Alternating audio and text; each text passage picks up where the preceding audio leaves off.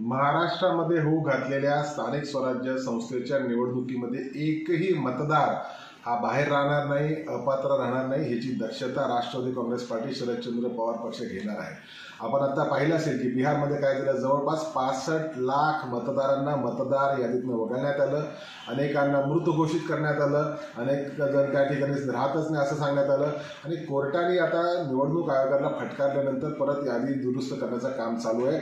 आम्हाला भीती वाटते की अशाच प्रकारचा गोंधळ महाराष्ट्राच्या मतदार यादीमध्ये केला जाईल।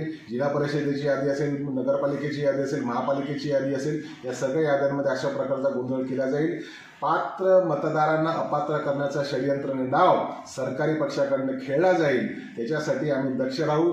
आम्ही आमच्या पद्धतीने सर्व राष्ट्रवादी काँग्रेस पार्टी शरदचंद्र पवार पक्षाचे कार्यकर्ते मतदार यादी व्यवस्थित चाळू आणि आमच्या हरकती निवडणूक आयोगाला आणि स्थानिक स्वराज्य संस्थेच्या आयुक्तांकडे पोहोचवू।